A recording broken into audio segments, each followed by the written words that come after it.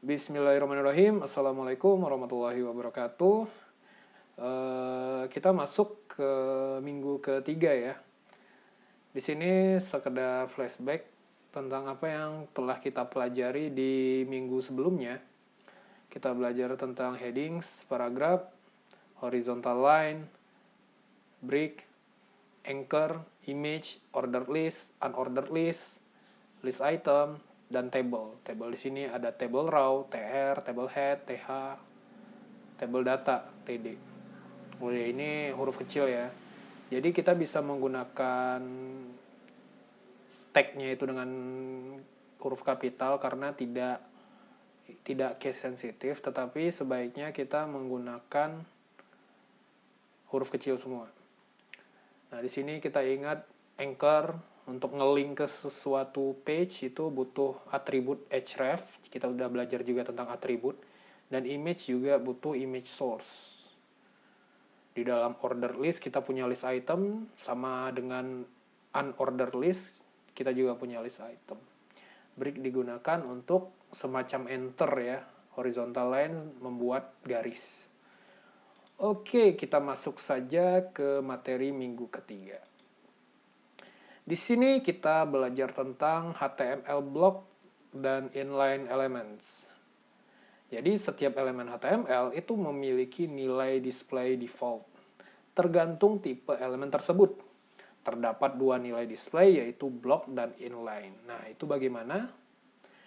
Nah, block level element itu selalu dimulai pada baris baru dan menempati lebar penuh atau membentang dari kiri dan kanan layar.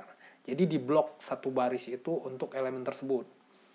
Nah, di sini ada elemen baru ya, kita belum belajar nih, elemen div. Jadi adalah salah satu contoh block level element di mana tag ini, div ini bersifat sebagai kontainer atau wadah bagi elemen-elemen yang dapat dikelompokkan agar terlihat lebih rapi dan terorganisir. Nah, misalkan di contoh sebelumnya, kita ini bagian header di sini, kan ada bagian header nih.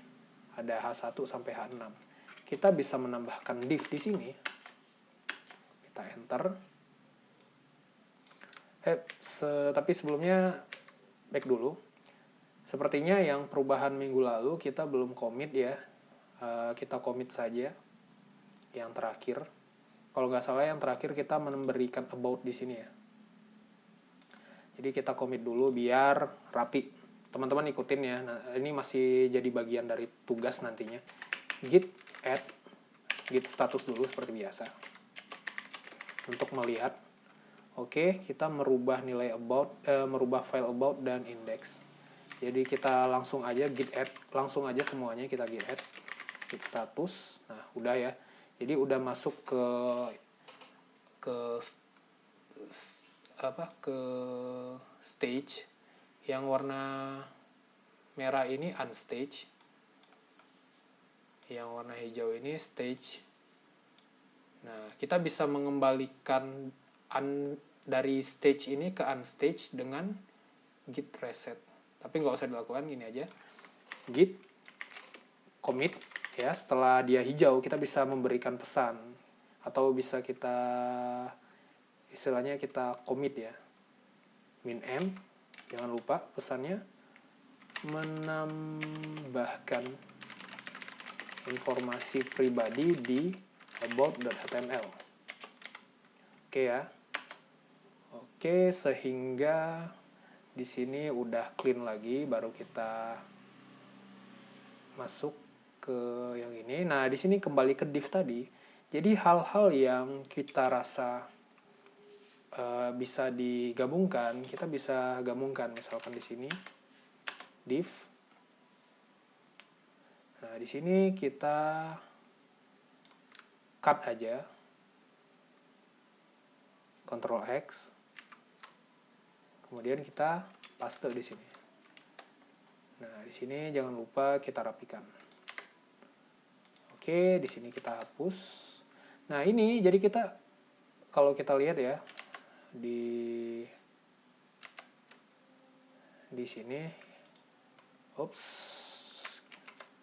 Nah, yang ini sebelumnya seperti ini. Kalau kita refresh, itu nggak ada perubahan. Jadi perubahannya cuma ada di code. Kita menambahkan div di sini. Oke ya. Kemudian, nah, oke, seperti biasa kita tambahkan dulu di sini karena kita melakukan perubahan. Ini jangan lupa ketika ada bulatan di sini, itu artinya file ini belum di-save. Kita save dulu. Ketika kita save, nanti git-nya ngecek, oh terdapat perubahan nih di file index.html. Seperti biasa, git status, git add index.html, kemudian commit, git commit min m, memberikan pesan, menambahkan div pada H1 sampai H6.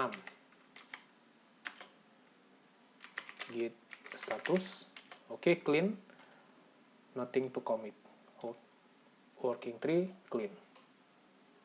Kita lihat udah clean. Kita lanjut ke selanjutnya. Jadi ada blok level element, di mana kalau kita perhatikan di sini, blok level element ini bakal ngeblok di sini. Jadi dari sini sampai sini. Kalau div tadi itu berarti ngeblok di sini ini spesial untuk misalkan biar kelihatan ya, div color bisa nggak ya, red, barangkali bisa. Oh, enggak.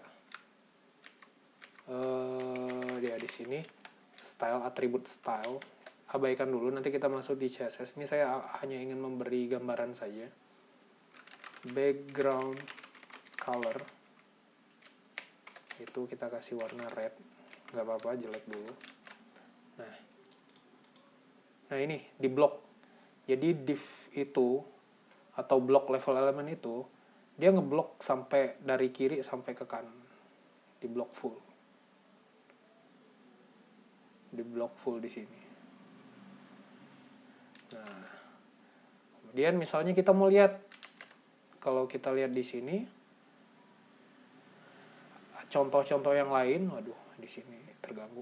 Jadi kita lihat contoh yang di bawah itu ada address, artikel, kita belum pelajari yang itu ya. Kita lihat H1 dan H6 itu juga sama, itu adalah block level element.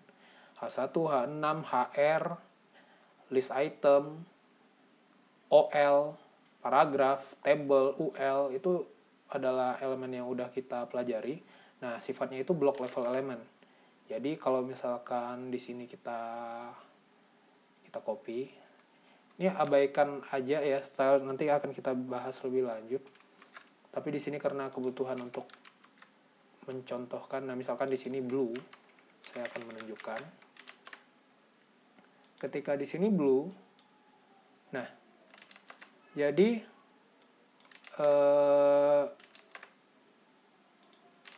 H1 di sini juga ngeblok. Jadi karena H1 ini ada di dalam div dan kita memberikan background warna blue di dalam H1, maka yang warna div-nya ini yang harusnya merah itu ketutupan sama warna aslinya. Jadi block level element itu ngeblok sampai sini. Nah, mungkin kalau kita perhatikan di sini, kita back. Nah, di sini gambarnya kok nggak ke bawah. Nah, di sini kita lanjut ke inline element.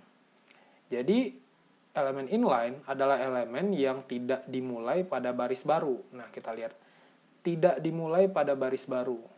Nah, ini gambar nggak mulai pada baris di bawah ya, karena baru dan hanya membutuhkan lebar yang diperlukan. Nah, kalau kita lihat anchor di sini juga sama, dia nggak ngeblok. Kalau dia ngeblok, artinya ngeblok sampai ke kanan, gambar ini turun ke bawah. Nah,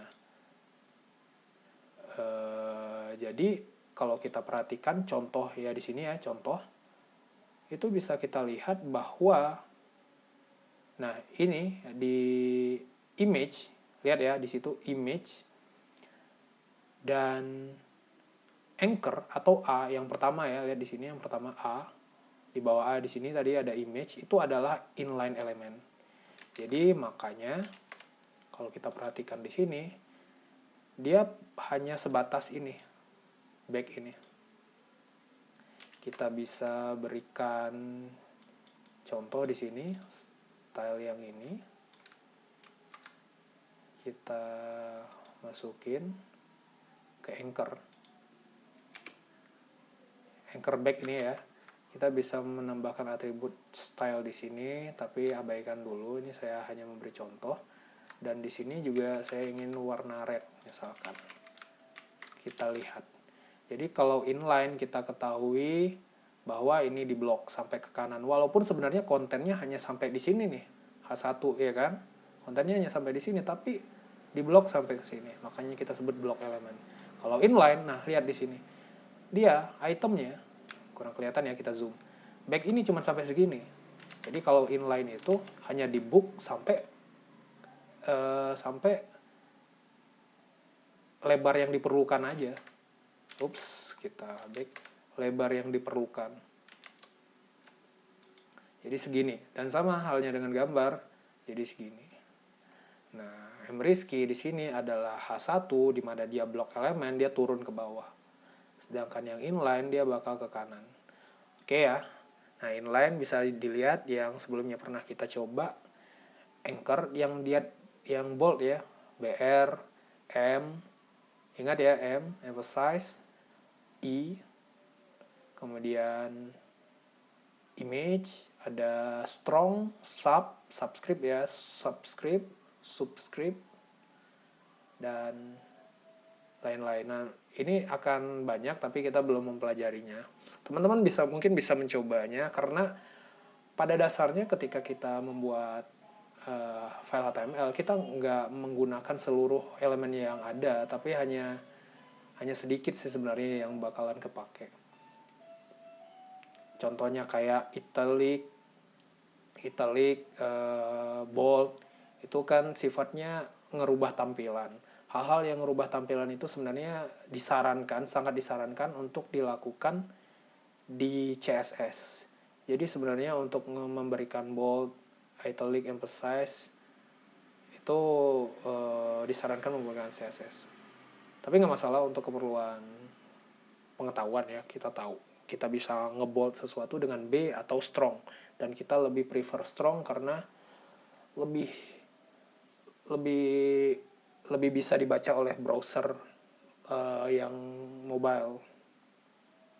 Oke, kita masuk ke semantic element. Oke, yang ini yang sebelumnya, Yang sebelumnya karena di sini kita hanya contoh, kita balikin aja. Kita balikin sampai akhirnya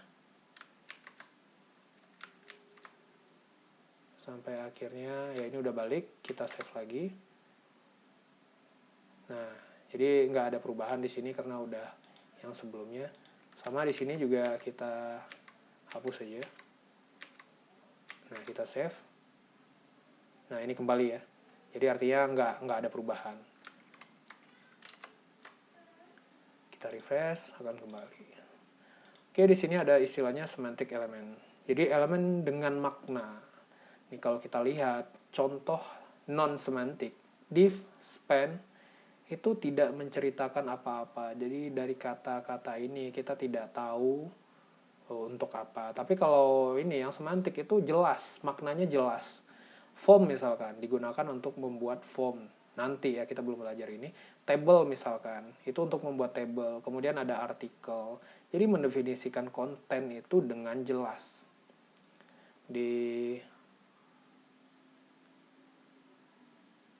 Oh maaf, yang di bawah ini abaikan. Ini seharusnya untuk yang sebelumnya ikut tercopy. Jadi yang di bawah ini abaikan. Kita lihat di sini semantic elements itu biasa ada header, nav, navigation. Ini kalau kita lihat sebagai web ya, biasanya di web itu ada headernya, ada footernya, ada sectionnya, artikelnya, ada aside-nya yang di kanan biasanya. Nah, ini contoh semantic elements. Kemudian nanti kita mengenal istilah class dan ID. Class dan ID. Jadi pertama atribut ID. Setiap elemen dapat diberikan ID agar unik dan dapat diidentifikasi. Jadi kalau ID itu tidak boleh ada elemen dengan ID yang sama. Jadi ID itu unik. Kalau unik itu nggak boleh ada ID yang sama. Biasanya penggunaannya adalah saat memilih elemen yang akan dirias atau di style, serta digunakan JavaScript untuk memanipulasi elemen dari ID tersebut. Jadi biasanya pemberian ID ini untuk mengidentifikasi kita mau melakukan style ke ID yang mana, dan juga elemen dengan ID yang mana untuk memanipulasi JavaScript-nya. Jadi value dari atribut ID itu adalah case sensitive. Jadi ingat ya, kalau case sensitif artinya besar kecilnya huruf itu berpengaruh. Kemudian ID harus terdiri minimal 1 karakter dan tidak mengandung spasi dan tab. Kita contohkan aja, misalkan di sini kita kan udah mengkategoriin nih div. Nah, di sini kita bisa memberi ID. ID sifatnya atribut, artinya seperti ini, kita memberikan misalkan kita kasih ID heading pakai S karena banyak. Oke ya. Nah, mungkin kita bisa menambahkan juga nih. Di sini kita memberikan div lagi dengan ID sama dengan paragraphs. Di dalamnya kita, nah ini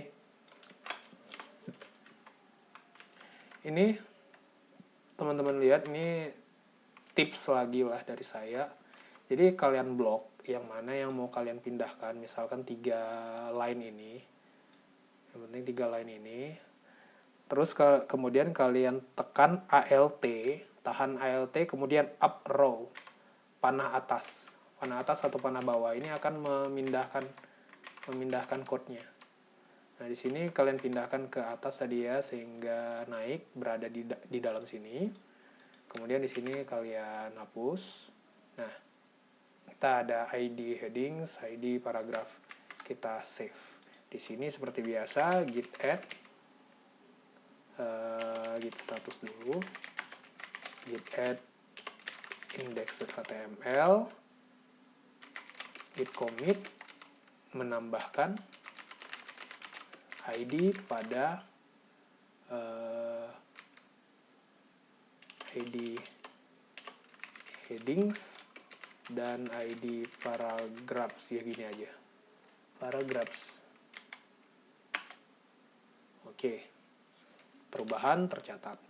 Kemudian ada yang namanya kelas. Setiap elemen dapat diberikan kelas agar unik dan dapat diidentifikasi. Nah, jadi di sini juga agar unik, tapi di sini kelas itu boleh terdapat elemen dengan kelas yang sama. Jadi kalau ID itu cuman boleh ada 1 ID, kalau kelas itu boleh elemen dengan kelas yang sama. Biasanya juga sama nih, penggunaannya adalah saat memilih elemen yang akan dirias serta digunakan JavaScript untuk memanipulasi elemen dari kelas tersebut. Value dari atribut kelas adalah case sensitive, sama seperti sebelumnya. Nah, di sini tiap elemen dapat memiliki beberapa kelas. Saya contohkan misalkan salah satu fungsinya seperti ini. Di sini saya mencontohkannya di about.html aja biar tidak terlalu rame ya. Nah, di sini misalkan saya ingin memberi kelas di sini. Kelas sama dengan, kita beri nama kelas, misalkan nama kelasnya itu adalah apa enaknya ya, red color misalkan. Kelasnya itu red color. Saya copy di sini, sama di sini juga saya copy. Jadi di sini saya memberikan kelas di elemen P di sini. Nah, di sini saya memberikan style. Jadi mungkin balik lagi, karena dia style kita akan membahas nanti lebih lanjut, tapi cukup diperhatikan saja. Kita akan memberikan style di sini. Kelas itu kita memberikan stylenya dengan tanda dot. Dot di sini, kemudian red color. Misalkan kita ingin colornya, color text-nya itu adalah warna red. Nah, mungkin ini sekalian yang nama di sini. Misalkan di sini saya kasih nama ID nih. ID namanya name. ID name. Nah, kalau ID itu dengan pagar seperti ini. Kemudian diikuti nama ID-nya yaitu name. Kemudian misalkan di sini color, kalau name itu mungkin saya kasih blue. Ini di sini melihat perbedaan kalau kelas itu dengan dot, kemudian diikuti nama kelas, name itu dengan pagar hashtag, kemudian diikuti nama ID-nya. Kita save di sini. Kemudian kita lihat di sini about me. Nah, jadi kalau kelas kita bisa memberinya di beberapa elemen yang mungkin sifatnya sama. Kemudian kalau yang ID itu hanya boleh satu. Itu perbedaannya. Nah, ini sekedar contoh aja, tapi nggak apa, kita biarkan. Kita git add lagi, git commit min m,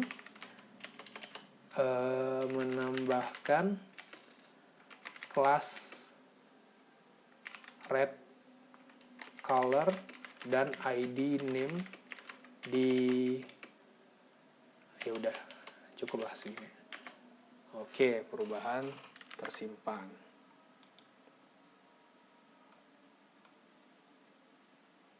Kemudian kita lanjut nih. Nah, kita masuk ke form, HTML form. Apa itu HTML form?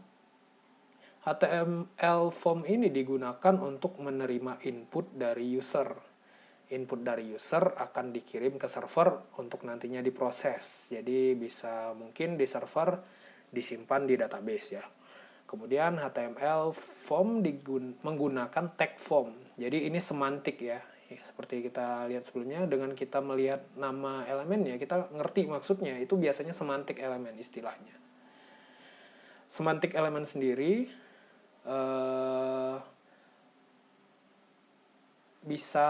istilahnya bisa sangat membantu kita untuk membaca line-nya. Kita ngerti, oh ini form. Kemudian di dalam form terdapat elemen untuk input. Nah, kembali di sini kita coba lebih detailnya ya. Form HTML Web3 School misalkan. Kita balik, kita butuh melihat dokumentasi. Oke, di sini muncul pencarian yang pertama, yaitu yang sesuai dengan apa yang kita harapkan. Nah, di sini kita akan membuat form. Pertama, kita bisa lihat dulu nih, contoh. Jadi, dengan menggunakan W3 Schools ini, kita bisa bermain-main di sini. Misalkan di sini ada contoh code-nya, di mana di sini ada label, ada input. Nah, kita jalankan, run, hasilnya seperti ini. Nah, submitted form. Jadi di sini untuk form kita butuh server side ya, tapi untuk kali ini kita cuman sekedar membuat formnya dulu. Jadi di sini kita bisa melihat contoh lainnya, form elemen. Nah, form elemen ini diawali dengan tag form dan diakhiri tag form yang ada slash-nya.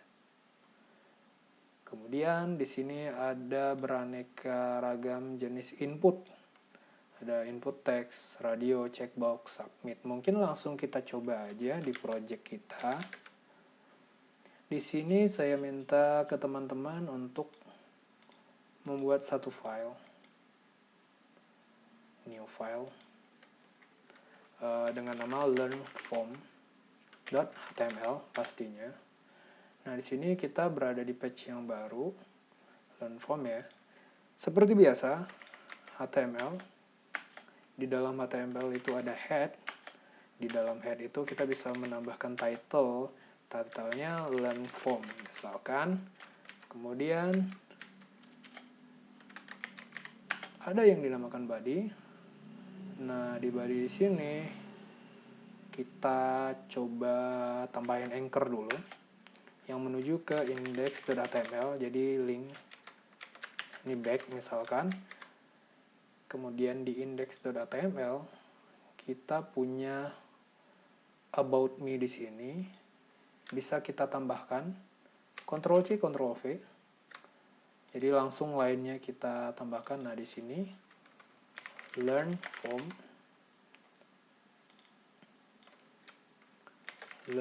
form misalkan. Save. Nah, kita lihat di sini back learn form ya, dari sini ya.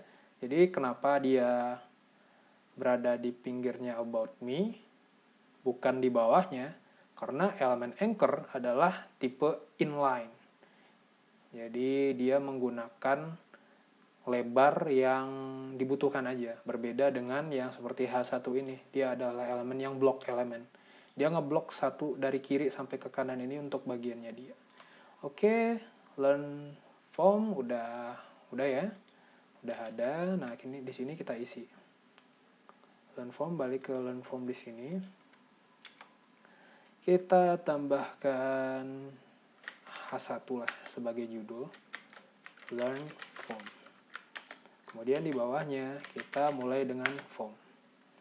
Nah, di sini ada action, kosongin aja dulu. Jadi di sini kita ingin pertama kali membuat input. Tetapi pertama kali kita mulai dengan label. Nah, kalau kita perhatikan di sini, di contoh yang sebelumnya, kita butuh label. Oh, ada yang lewat sepertinya. Ada sate padang yang lewat. Ya, abaikan aja. Nah, di sini kita bisa memberikan label. Misalkan first name. Labelnya biasanya ada ini ya. Nah, kemudian kita ingin input. Nah, defaultnya ketika kita mengetik input di sini di Visual Studio Code, di sini kita bisa melihat ada banyak jenis input. Ini bisa kita gunakan. Jadi ketika kita males nih, tapi kalau bisa jangan males ya, ketika kita males untuk melihat di dokumentasi tipe input apa sih yang ada. Nah, di sini Visual Studio Code membantu kita melihat nih tipe yang dimungkinkan. Misalkan kita default aja dulu yang input di sini, maka nilainya tipenya itu adalah tipe text. Nah, kita perhatikan lagi. Ups, sekarang ada yang lewat. Diabaikan aja suaranya. Oke, di sini kita ada atribut name, tapi abaikan dulu. Untuk awal kita biarkan seperti ini dulu. Jadi kita kembali. Di sini input type-nya text. Kemudian kita tambahkan lagi misalkan label. For-nya abaikan dulu. Last name. Input default text. Kemudian input. Coba kita cek di sini apakah ada submit. Nah, tipenya submit. Value-nya misalkan register. Nah, atau kita kosongin dulu deh untuk melihat perbedaannya. Nah, kita lihat di sini learn form. Nah, kita lihat di sini. Kita muncul nih H1-nya, kemudian di sini, nah dari sini kita bisa mengetahui nih bahwa input itu adalah inline element. Kenapa? Karena elemen selanjutnya itu berada di sini. Dan juga kita tahu label juga sama inline. Karena label inline makanya yang ini di kanan. Tapi kalau misalkan block element ini turun ke bawah. Nah, di sini kita bisa biar terlihat lebih rapi ya. Di sini kita kasih BR. Kemudian di sini juga kita kasih BR. Nah, di sini tadi value kenapa kosong nih button ya? Kenapa kosong? Coba kita di sini kita hapus value-nya. Nah, default-nya ketika kita tidak memberikan nilai value, tadi kan ada atribut value dan kosong. Jadi dibacanya kosong. Jadi button dengan isiannya kosong. Tapi kalau di sini kita hapus, nah defaultnya submit di sini. Di sini misalkan kita ingin membuat form registrasi lah katakan ya. Mungkin di sini ada lagi nih label email misalkan. Emailnya apa? Nah, input text. Kemudian ada label password. Oops.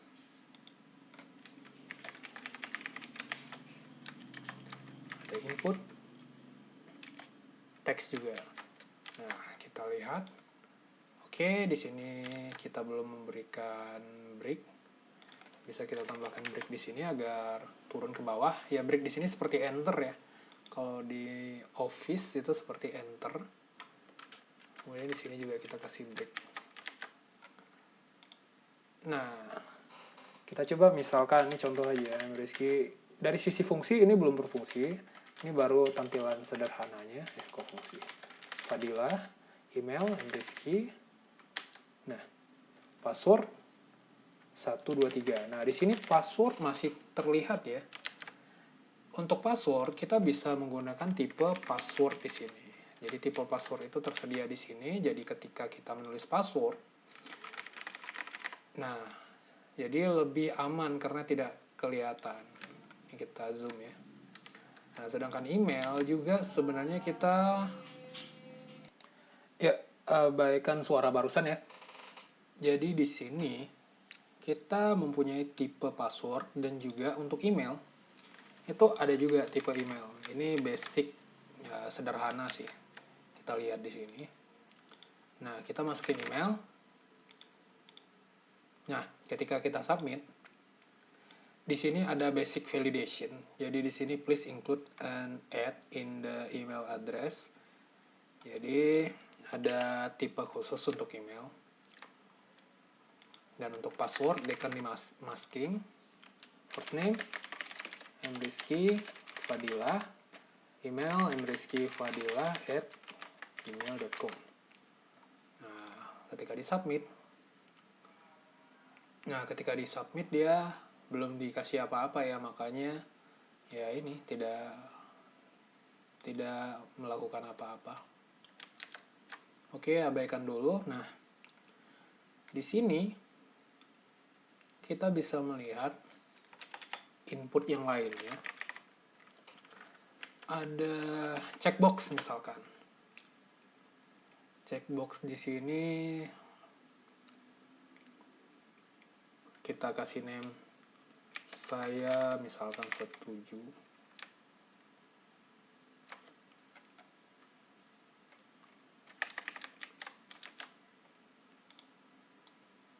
Maaf, bukan name dari checkbox ini bukan ini. Value, jadi checkbox biasanya ada atribut value. Nah, ketika kita menulis V, nah ini ada yang tersedia ya. Abaikan dulu yang ini. Kita lihat ada value dan kita bisa menambahkan saya setuju untuk mendaftar misalkan. Nah, sedangkan submit yang di sini kita ubah nilainya misalkan jadi register. Jadi ini seolah-olah kayak form register ya.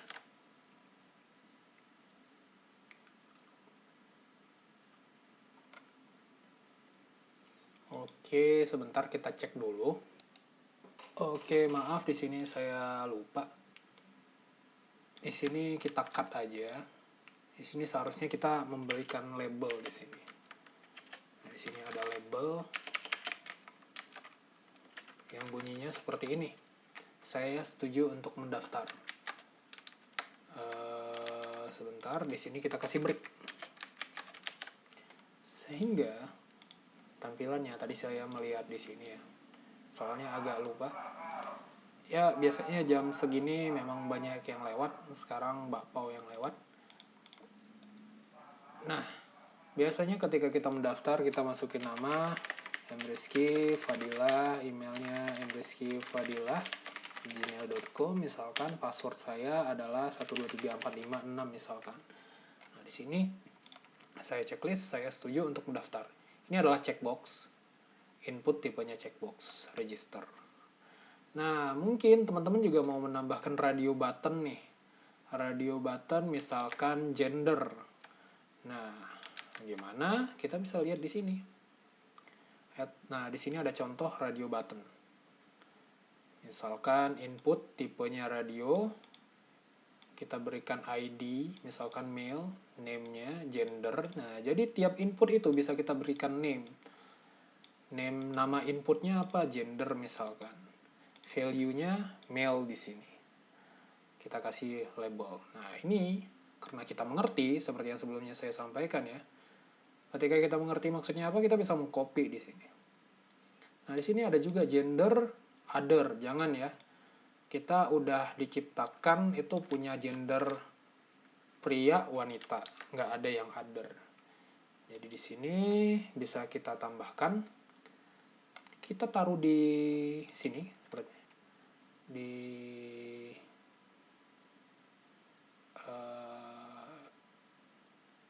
iya, setelah last name aja kita tambahkan. Nah, ini bisa kita rapikan.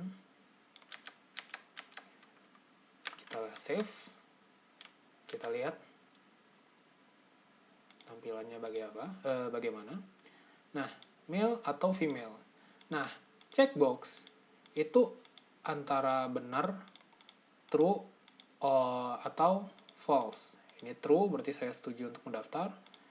Kemudian, nah nanti ketika kita lebih advance-nya ya, kita bisa menambahkan JavaScript, seperti misalkan ketika kita belum isi, register ini nggak bisa ditekan. Soalnya kalau sekarang kan ini bisa ditekan nih. Nah, ketika semua isian belum terisi, kita bisa nanti memberi nilai semacam disable. Dalam artian ketika formnya belum diisi dengan benar, kita belum bisa menekan register, tetapi saat kita mengisi dengan benar atau telah divalidasi sebelumnya, maka nanti button register ini bisa ditekan. Itu bisa dilakukan. Nanti itu dengan menggunakan JavaScript. Nah, di sini balik lagi radio button. Jadi akan sangat banyak jenis input. Label, radio button, checkbox yang sebelumnya kita bisa memberi value juga di sini, memberi name juga. Misalkan di radio, di checkbox kita tadi kita beri name agreement, name, nama inputnya agreement dengan value sama dengan agree, misal nilainya. Nah, ID di sini seperti yang kita bilang sebelumnya ya, atribut ID di sini adalah untuk identifikasi bahwa hanya ada satu ID di dalam satu halaman ini, hanya boleh ada satu ID. Hanya boleh ada satu elemen yang memiliki ID yang sama. Nah, agreement bisa seperti ini. Kita lihat tampilannya. Ups. Nah, sama ya. Checkbox, submit button seperti yang kita bilang tadi, udah. Nah, di sini membahas name attribute. Jadi, tiap input itu bunyinya harus punya name attribute. Jadi, dari name ini kita bisa tahu nanti. Nah, jadi di sini kita lihat ya. Input type text. Nah, kita harus kasih name. Name-nya apa? Misalkan first name. Ya, bisa dilihat saya menggunakan cara penulisan camel case di sini. Camel case itu setiap kata itu digabung, di mana huruf pertamanya itu huruf besar kecuali kata pertama, misalkan first name bukan first name tapi camel case. Ya teman-teman udah tahu seharusnya camel case itu seperti apa. Oke, di sini juga input kita beri nama juga, last name misalkan. Radio button sudah ada name-nya, gender, name-nya sama, gender, male, female. Jadi perhatikan ketika kita membuat radio button, itu name-nya harus sama, tapi nanti value-nya bisa beda. Ada male, ada female di sini. Jadi ketika kita tulis di sini gender 2, dalam artian ini bukan ya gender 2 ya. Yang terjadi adalah seperti ini. Male bisa ditekan, female juga bisa ditekan. Soalnya ini adalah radio button yang berbeda. Jadi di sini kita name-nya harus sama agar kita bisa memilih salah satu. Jadi fungsi radio button itu memilih salah satu. Oke, email, tipenya email, name-nya juga sama, email. Password, kita beri juga name sama dengan password. Jadi ingat ya, fungsi dari name atribut adalah ya ini, tiap input itu kita berikan name, identifikasi. Oke, di sini ada exercise. Cukup sepertinya untuk input, tapi kita bisa melihat lagi nih. Teman-teman juga bisa explore sendiri ya di sini. Elemen, form element, ada apa aja. Nah, di sini kita bisa menggunakan text area juga. Jadi kita kan tadi membuat input sendiri. Ini kalau kita lihat, input sendiri ada banyak macamnya. Nah, ini mungkin bisa teman-teman copy. Di-copy aja. Kemudian kita pindahkan ke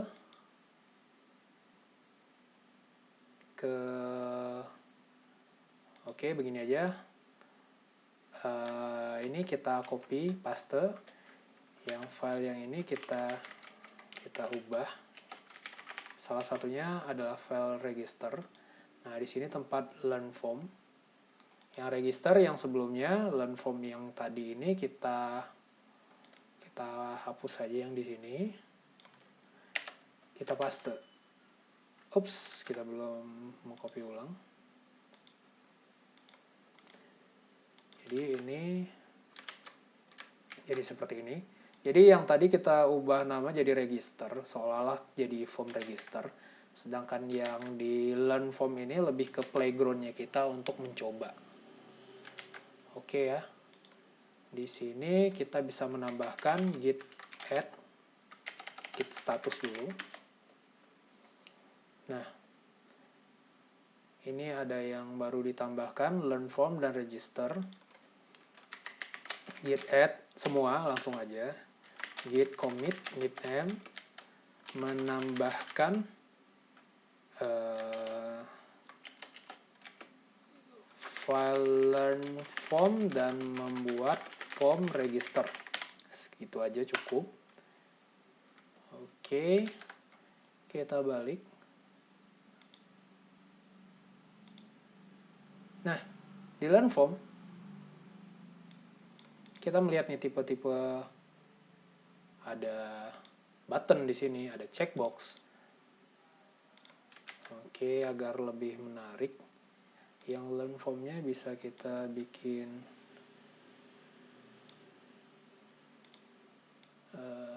seperti ini.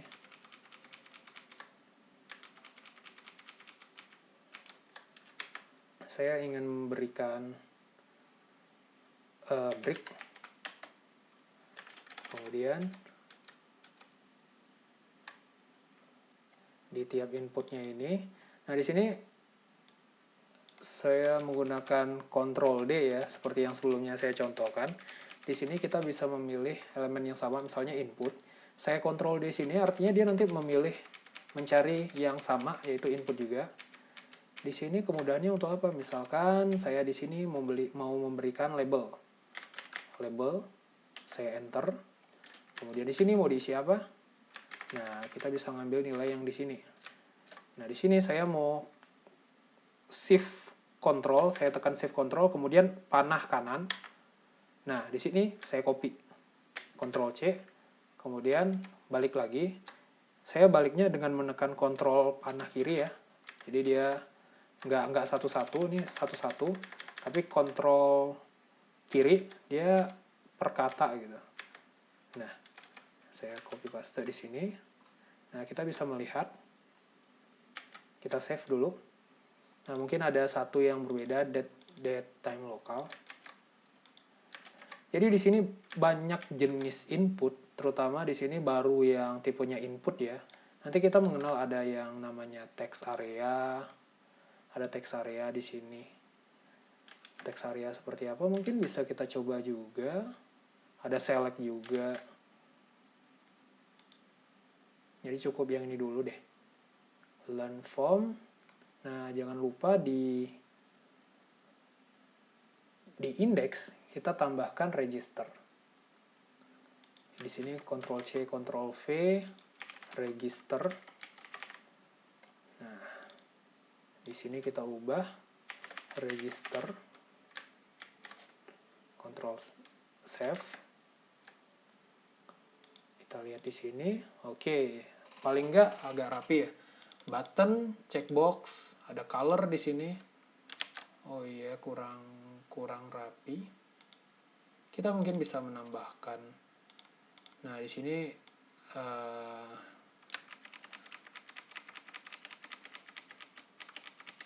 kita bisa menambahkan tanda ini. Bisa, kecuali yang satu ini agak berbeda karena dia dua kata ya. Dua kata, berbeda dengan yang lain. Yang lain kan satu kata, jadi gampang untuk mengcopy pastenya. Nah, kita save. Nah, paling nggak agak sedikit rapi. Kita bisa menambahkan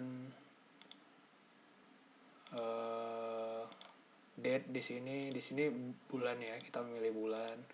Ada yang date, kita memilih date, input tipe date, radio button, range. Ini bisa range, reset. Ketika reset dia default semua. Ntar submit. Nah, ini untuk submit. Kalau ini tadi button, ini submit. Telepon. Ya, teman-teman bisa nge-explore sendiri di sini ya. Ada banyak jenis input. Kita lanjut saja ke jenis yang lainnya. Ada jenis input select. Jadi kalau kita penasaran select ini buat apa sih? Kita bisa menekan di sini nih, try it yourself. Jadi select itu dimulai dari sini. Kemudian optionnya apa? Nah, kalau kita lihat di sini, select ini adalah untuk membuat drop down list. Membuat drop down list. Misalkan kita copy di sini. Kembali ke yang dari register. Kita tambahkan setelah gender. Misalkan sebelumnya kita beri label dulu. Label favorite car. Ya, bisa seperti ini. Favorite car. Ada pilihan select. Nah, di sini agak kita rapiin.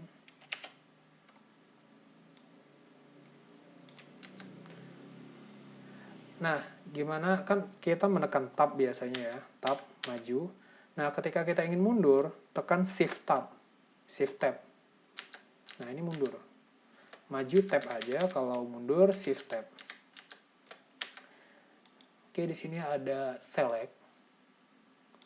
Kemudian biasa ya ID-nya cars, name cars. Biasanya selain name kita juga memberikan ID. Biasanya kadang sama. Option. Nah, optionnya nilai value, kemudian tulisannya. Select. Jadi kita bisa memilih mau pilih yang mana. Ketika kita balik ke formnya kita, register di sini, favorite car. Nah, di sini kita perlu memberikan break BR agar terlihat lebih rapi. Nah, favorite car kita bisa milih Volvo, sub, flat. Itu fungsi dari select element. Oke, kita lanjut. Nah, teman-teman mungkin bisa lihat ya, nyoba-nyoba yang di sini. Nah, sini kita coba di text area. Text area ini seperti apa? Kita lihat dulu. Jadi pada dasarnya text area ini seperti input text, tetapi dengan ukuran yang lebih luas. Kita untuk teks yang isiannya panjang seperti ini. Jadi kan teks di sini bisa ya isiannya lebih luas. Kalau teks biasa itu biasanya isiannya yang singkat. Tapi kayak esai atau apa, itu kita butuh tempat yang lebih luas. Nah, di sini kita bisa lihat, kita bisa memberikan, ya text area ini memberikan name pasti. Nah, kemudian ada atribut rows. Rows itu barisnya seberapa panjang, di sini 10 baris. Misalkan kita copy paste. Nah, 1, 2, 3, 4, 5, 6, 7, 8, 9, 10. 10 baris. Ketika kita lebih dari 10 baris, ntar akan otomatis ada ini. Jadi kita bisa scroll ya, saya lupa namanya scroll. Muncul scroll di kanan. Nah, untuk column juga 30 karakter ke sini. Kita bisa mendefinisikan seperti itu. Nah, mungkin untuk kita bermain, bisa kita tambahkan di sini. Misalkan label, description. Nah, description tentang kita misalkan. Ada text area, bisa kita enter. Name-nya description. ID sama misalkan description. Column 30 ya udah kita biarkan default. Kemudian setelahnya seperti biasa kita tambahkan break biar terlihat rapi, lebih rapi. Oops, bukan yang ini, tapi yang ini kita refresh. Nah, description. Nah, di sini bisa kita lihat text area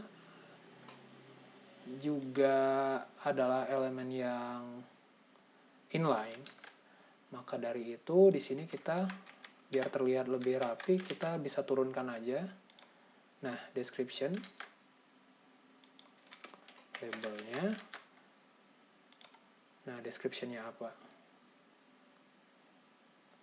Nah, mungkin di sini terlalu mepet ya. Saya setuju untuk mendaftar. Mungkin bisa kita pisah, ada break lagi di sini. Kemudian di sini juga bisa kita tambahkan break. Sehingga form kita ya. Ups, maaf. BR-nya sepertinya di sini. Nah, ini ALT atas bawah, tinggal dimainkan aja. Save. Ya, kita jadi selesai membuat form register yang sederhana. Text area, button elemen. Nah, button elemen sendiri bisa kita tambahkan di sini. Nah, mungkin bisa sedikit bermain ya di sini. Untuk menambahkan JavaScript yang sederhana seperti yang awal-awal pernah kita coba. Button, tipe button di sini. Click me. Jadi ada elemen yang namanya button yang khusus untuk button. Kita bisa memberikan misalkan atribut on click di sini. Jadi ketika diklik melakukan apa. Nah, contohnya di sini kita menambahkan JavaScript sederhana, yaitu memberikan alert dan mengeluarkan tulisan semacam ini di browser. Jadi ketika kita refresh, click me misalkan di sini. Hello world. Nah, mungkin bisa kita tulis terima kasih telah mendaftar. Makasih telah mendaftar, mungkin ya. Contoh aja. Klik me, ya terima kasih telah mendaftar. Kita lihat contoh yang lain. Nah, di sini banyak sih, tapi jarang digunakan sebenarnya. Saya pribadi jarang menggunakan. Kita bisa menambahkan field set dan legend. Field set dan legend itu apa? Nah, tampilannya jadi seperti ini. Oops. Trade yourself. Jadi kita seperti diberikan apa ini ya, wadah ya legend di sini. Bisa teman-teman coba sendiri deh. Bisa bermain-main sendiri. Ada data list juga.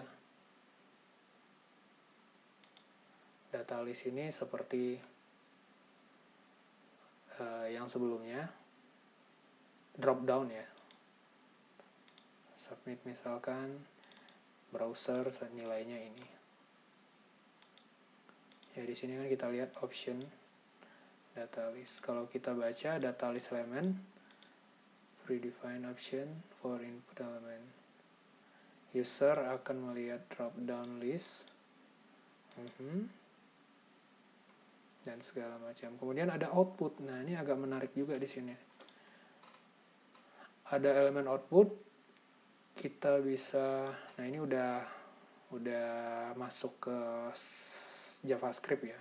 Mungkin bisa diabaikan dulu, tapi bisa teman-teman coba di sini. Jadi ketika kalian menggunakan input range di sini, tipe input range, kalian bisa mengeluarkan nilainya.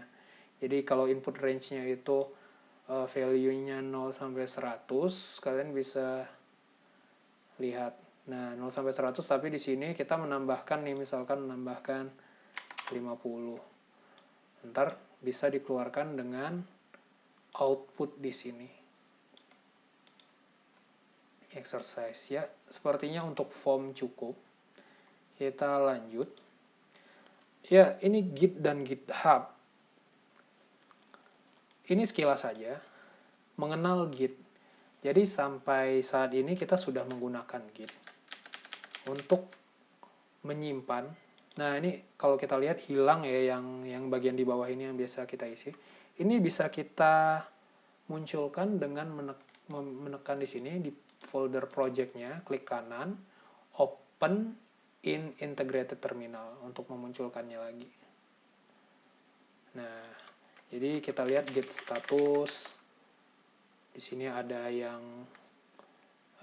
belum kita tambahkan. Kita lihat git log misalkan. Kita bisa melihat yang terbaru.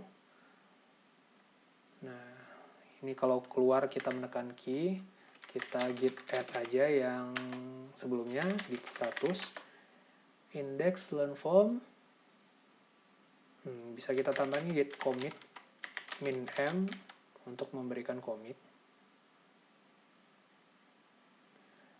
min m, mengubah informasi register,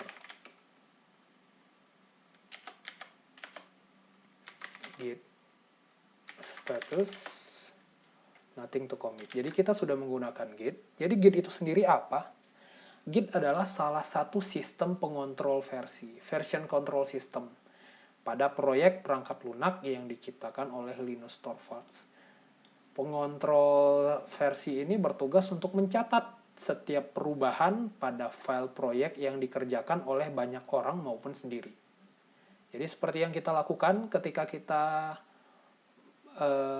merubah sesuatu, itu di Git-nya akan masuk ke unstage yang warna merah itu loh.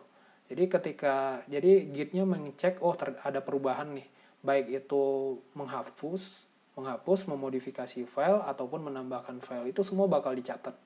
Tapi dengan syarat awal kalian project-nya itu harus project Git dengan cara Git init yang minggu sebelumnya kita sudah coba.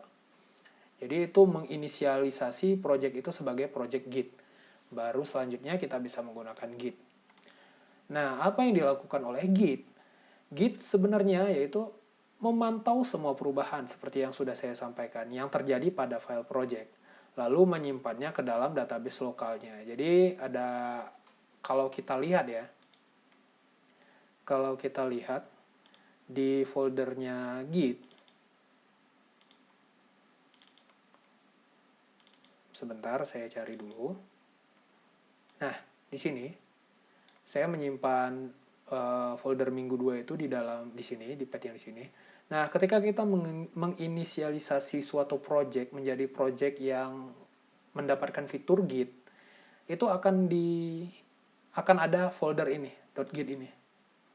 Jadi di sini adalah tempat segala perubahan itu dicatat. Jadi ini semacam database lokalnya lah. Jadi di sini Git dia mencatat segala perubahan. Jadi ada istilahnya delta. Delta itu adalah tiap perubahan itu dicatat. Dan kita bisa dengan menggunakan commit, kita bisa menambahkan perubahan itu dengan memberikannya message, pesan bahwa kita melakukan ini, kita melakukan ini. Jadi lebih dapat dilacak. Jadi misalkan di sini contoh, misalkan nanti ketika kalian membuat skripsi, mungkin sekarang kalian belum mengalaminya ya. Biasanya ketika kita membuat skripsi itu ada final.doc. Kemudian setelah revisi kita bikin final revisi. Revisi lagi, final revisi lagi.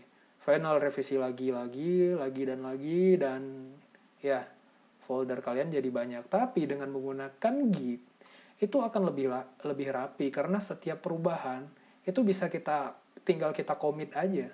Misalnya final. Jadi filenya itu tetap satu, tetapi setiap perubahan itu bisa kita lacak yang mana berubah. Nah, bagaimana cara melacaknya? Misalkan di sini kita git log. Di sini kita bisa melihat, ini spasi ya. Misalkan kita ingin melihat yang ini, commit yang kita diberikan ID commit. Setiap kita commit itu bakal ada ID commitnya. Ini di copy aja, Ctrl C.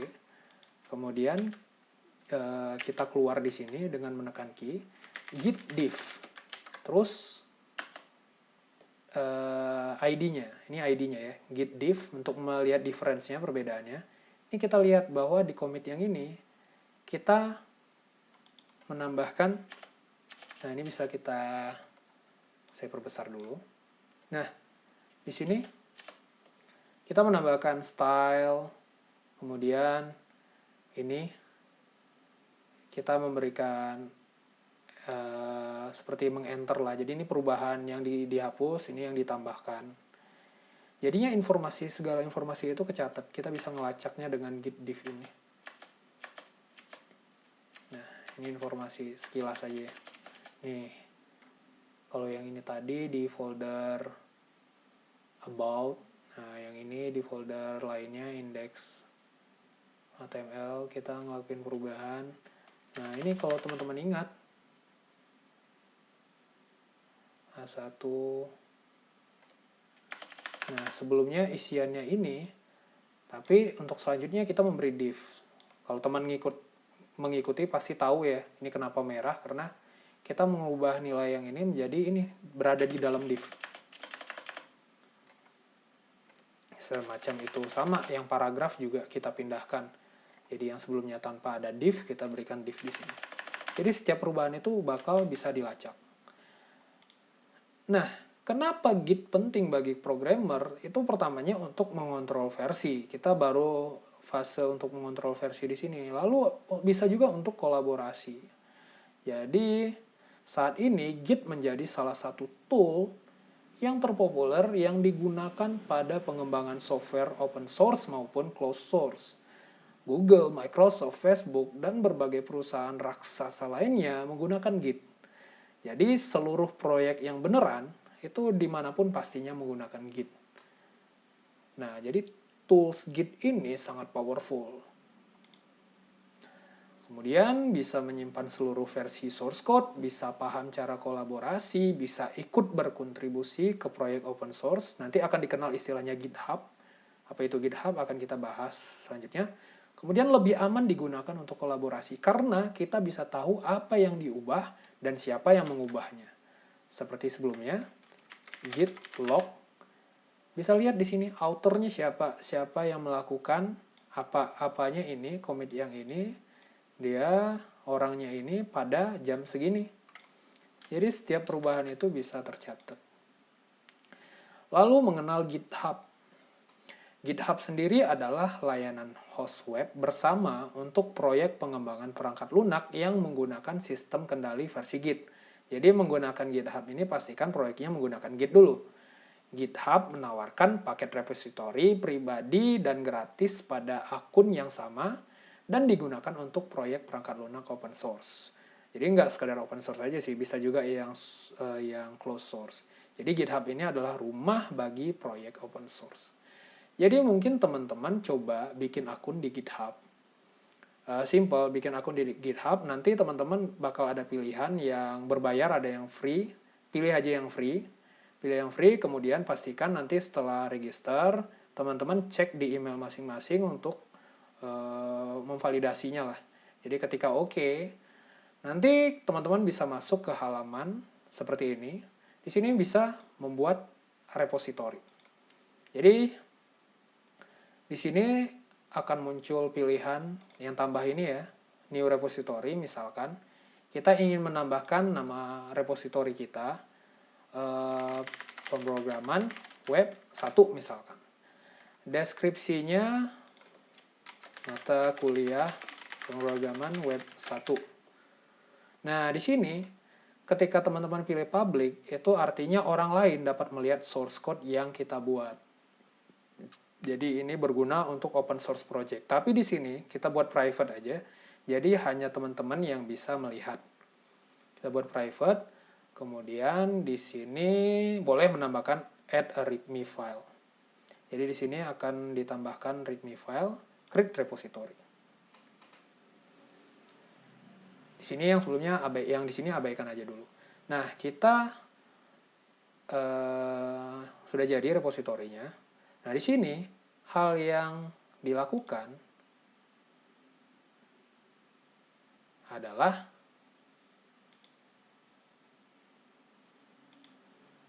balik lagi ke yang Git.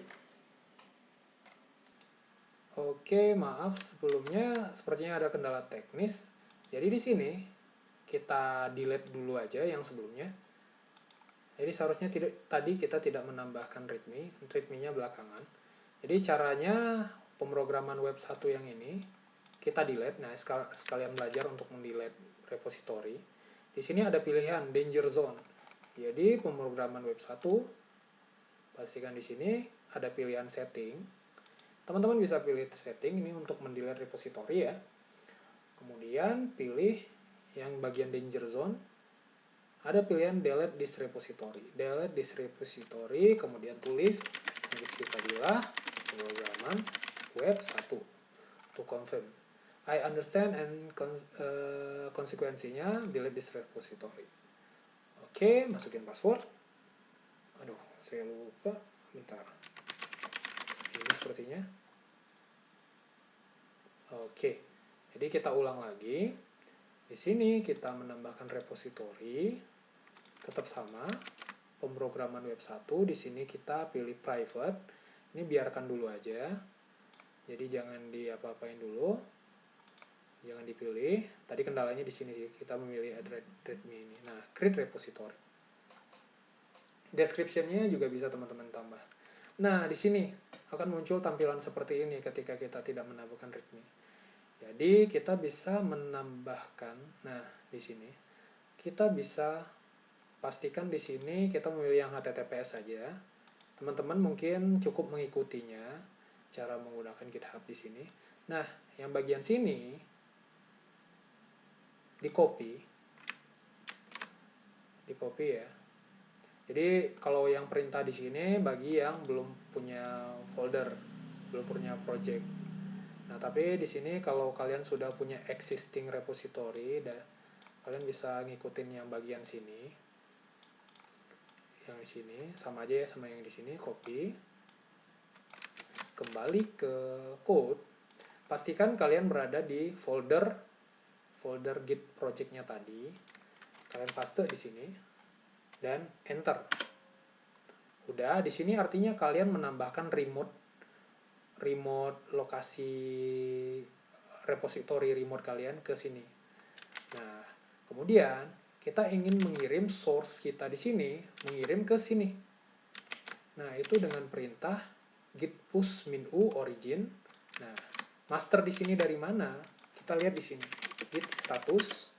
Di sini saat ini kita menggunakan branch utama, yaitu master. Branch master. Jadi kita push di sini artinya mengirimkannya ke server repository yang tadi. Remote repository. Nah, kita push yang master. Cukup diikuti aja, enter. Nah, di sini biasanya ketika kita nge-push ke sana, kalau teman-teman baru ya itu bakal dimintakan username password untuk login ke GitHub-nya. Tetapi di sini saya sudah masuk. Jadi bisa langsung. Jadi di sini source code yang di sini di copy dikirim ke sini. Kalau saya refresh di sini, nah, filenya udah masuk. Ini yang saya kerjakan itu masuk ke repository di sini. Nanti kita misalkan saya ada di sini. Di sini adalah proyek lokal saya. Nanti misalkan saya mau menampilkan ini di hostingnya saya, balik lagi ke hostingnya sebelumnya, itu bisa. Misalkan nih, kita buka Moba Extem. Bentar. Saya contohkan. Jadi karena di sini kita sudah punya tempat penyimpanan yang online.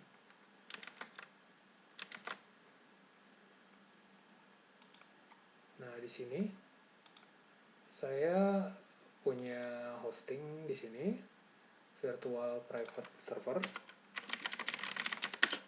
Saya login. Ini teman-teman di sini cukup melihat aja ya. Di sini ini ada project sebelumnya. Nah, saya bisa git pull. Oh, bukan git pull, tapi untuk awalnya itu saya bisa clone. Jadi saya bisa clone di sini. Saya copy. Ini path gitnya saya copy di sini. Kemudian git clone.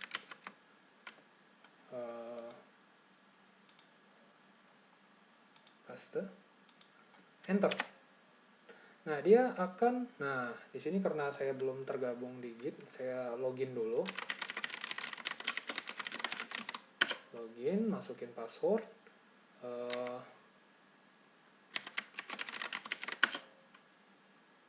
Nah, ketika benar, dia bakal mengklon projectnya dan dikirim ke sini, repository saya.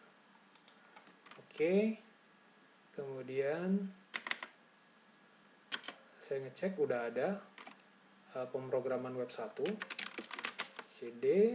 Nah, ini perintah Linux ya. Teman-teman harus familiar juga dengan beberapa perintah Linux. Mungkin teman-teman bisa belajar sendiri perintah Linux, karena nantinya ketika menjadi web developer kita kadang juga perlu mengetahui beberapa perintah Linux. LL di sini untuk melihat folder. Nah, ini kita udah masuk. Kemudian seperti yang sebelumnya, saya menggunakan yang serve pemrograman web 1. Oke, di sini di port 5000. Jadi seolah-olah saya jadi akan membuat file folder ini bisa diakses dari luar. Nah, aksesnya kemana? Di sini IP 52187. Tapi kalau teman-teman mengikuti hosting itu sudah saya konekkan ke sini. Nah, ke domain yang ini jadinya kita bisa melihat. Nah, ini salah satu gunanya GitHub. Oke ya. Mungkin teman-teman bertanya kenapa saya tiba-tiba punya ini. Nah, teman-teman harus menonton yang pertemuan yang pertama. Pertama atau yang kedua ya? Yang pertama kayaknya. Nah, itulah sekilas tentang GitHub. Salah satu kegunaannya. Sebenarnya kalian juga bisa di GitHub itu punya fitur page. Jadi kalau dilihat di setting, awalnya itu fitur page-nya itu free, tapi ternyata saat ini berbayar, GitHub page. Jadi kalian bisa hosting project-nya tadi. Jadi kan project pemrograman web 1 ini kita sebut sebagai project. Itu bisa kita hosting dan bisa diakses dari luar. Tapi ternyata saat ini ada biaya.